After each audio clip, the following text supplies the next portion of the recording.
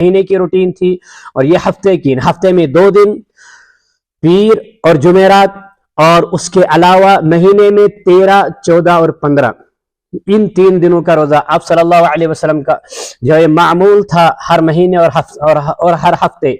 उसके अलावा रिवायात में आया है कि आप सल्लल्लाहु ताला अलैहि वसल्लम रमजानुल मुबारक के अलावा सबसे ज्यादा जिस महीने में अक्सर रोजा रखा करते थे वो था शाबानुल मुअज्जम का महीना। तो शाबानुल मुअज्जम में रोजों का आप सल्लल्लाहु अलैहि वसल्लम का बहुत ज्यादा एहतमाम था। आप सल्लल्लाहु अलैहि वसल्लम अक्सर रोजा रखा करते थे। अपनी अहलिया अज़वाज मुताहरात से भी कहा कर, अगर आपकी कुछ रोजे जो छूट जाते हैं औरतों को, हमारे मस्तूरात, हमारी माँ बहनों को जब मेंसेस जो पीरियड आते हैं उसके जो वो रोजे हो सकता है रमजान पिछले साल रमजानुल मुबारक में इनको मेंसेस के रोजे छूट गए हों और उनकी कज़ा क्योंकि लाजमी है, और जाते जाते जाते शाबानुल मुअज्जम का महीना आ चुका, इन्होंने अभी तक कज़ा नहीं की है। अब सल्लल्लाहु अलैहि वसल्लम अज़वाज मुताहरात से कहते उन रोजों की अगर कज़ा रह चुकी है, अगर छूटी है, आपको कुछ रोजे छोटे हैं तो आइए इस महीने में कज़ा कर लीजिए। बहरहाल ये तो था शाबानुल मुअज्जम का आप सल्लल्लाहु अलैहि वसल्लम का मामूल। शाबानुल मुअज्जम में निस्फ शाबान 15वीं शाबान की एक शब है जिसके बारे में हमारे यहाँ कुछ इफरात और तफरीत का माहौल होता है। सबसे पहले क्या इसका जिक्र कुरान में है? मैं मुख्तसरन आपके सामने यही कहूंगा कुरान में इसका कोई जिक्र, इस शब्द का कुरान में कोई जिक्र नहीं है। जो सूरह दुखान का कहा जाता है कि इन्ना अंज़लनाहु फी लैलतिन मुबारका, हमने उसको लैला जो मुबारक रात में कुरान को नाजिल किया, और वो 15वीं शाबान है। देखें कुरान को नाजिल किया गया, इस सूरह दुखान की आयत कहती है कि मुबारक रात में। दूसरी जगह इन्ना अंज़लनाहु फी लैलतिल क़द्र, व लैलतुल क़द्र में वमा अदराका मा लैलतुल क़द्र, लैलतुल क़द्र क्या है।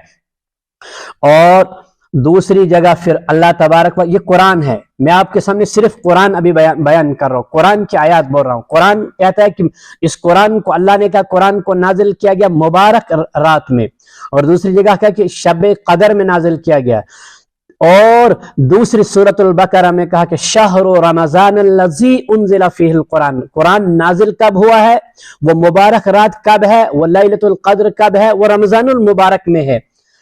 क्यों? जब शहर रमजान अल्लज़ी उन्ज़िला फ़ीहिल कुरान, और फिर जो सूरह दुखान में है कि फ़ीहा युफ़रक़ु कुल्लु अम्रिन हकीम, हर फैसला उस दिन होता है। आज जिसको हम कहते हैं कश्मीरी में चाटुन वाटुन दो, ये तकदीर के फैसले इस शब बरात में होते हैं। ये बिल्कुल जो अहादीस से साबित नहीं है। कुरान कहता है कि उसी दिन जिस दिन कुरान नाजिल हुआ है उसी दिन तकदीर के फैसले भी होते हैं। लिहाजा वो तकदीर के फैसले, वो कुरान कब नाजिल हो, शब कदर में, और शब कदर कब है, रमजान में। जब शहर रमजान अल्लज़ी उन्ज़िला फ़ीहिल कुरान, वाज़िह तौर पर हमें कुरान सामने आ चुका है।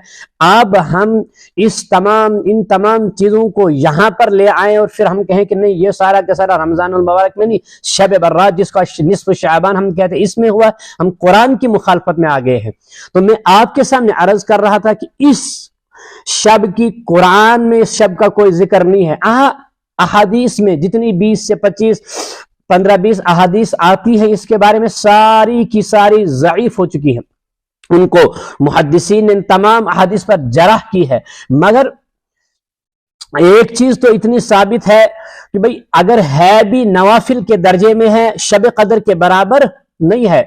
इसको हमारे मुहद्दिसीन ने अगर इसको माना है कि भाई सलफ से इसका एक सिलसिला चला आ रहा है तो ठीक है, इस शब की जो है वो फजीलत को तस्लीम कर लिया है मुहद्दिसीन ने, और हम कहते हैं ठीक है, हम इसके इनकारी नहीं है। मगर उसूल के मुताबिक, जो उसूल कुरान सुन्नत ने हमें दिया है, उसी उसूल के मुताबिक इनको जो है वो इन अयाम को गुजारा जाए। मिसाल आपके सामने मैं पेश करता हूं। देखिए मिसाल, सबसे पहली चीज आपको याद रखनी है कि फराइज का बदल नवाफिल नहीं हो सकते।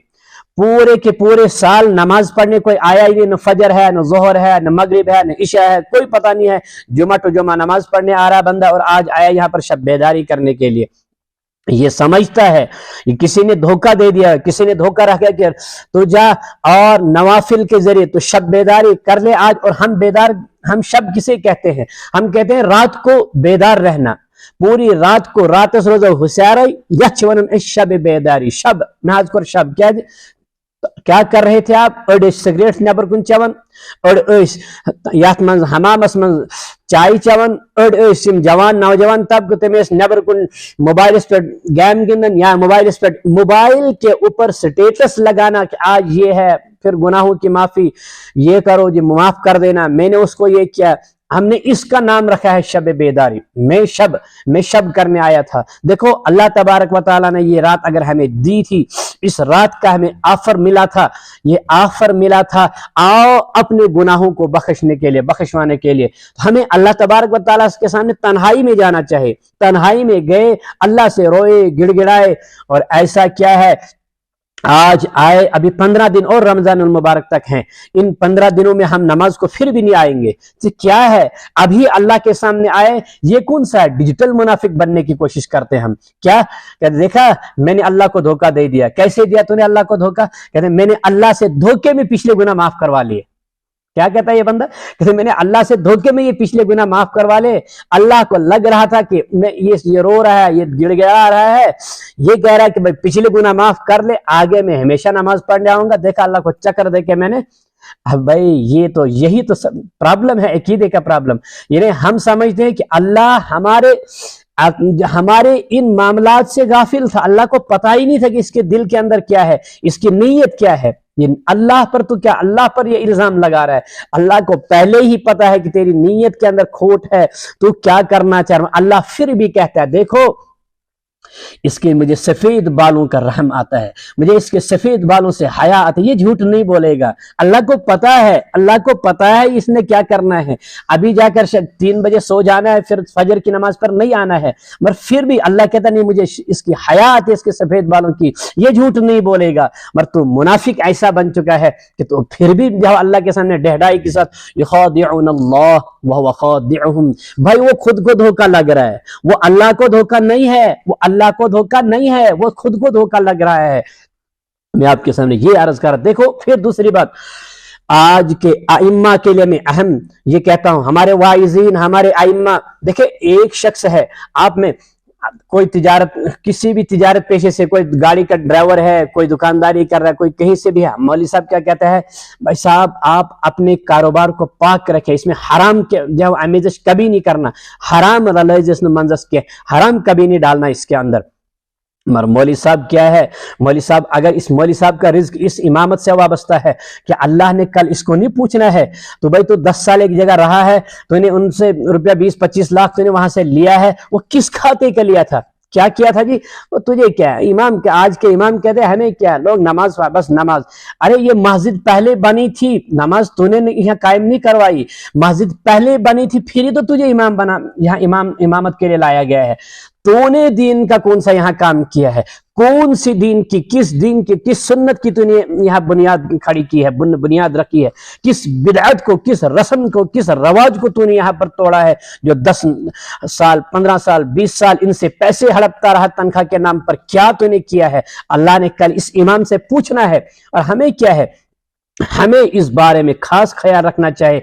अगर इस इमामत का हमारा रिज्क इमामत से वाबस्ता है, तो फिर हमें अल्लाह ने कल पूछना है, बताओ तुमने पैसा कैसे कमाया था, क्या तुमने दीन के नाम पर पैसा कमाया था, दीन पेश किया था लोगों के सामने कि नहीं किया था, लोगों के सामने दीन पेश, ये चीजें कौन बोलेगा। देखिए मैं आपके सामने अर्ज कर रहा था कि नवाफिल आप जितने पढ़े फराइज नहीं होंगे। नवाफिल को नवाफिल क्या है, नवाफिल है टेस्ट, क्या है टेस्ट, मसाला।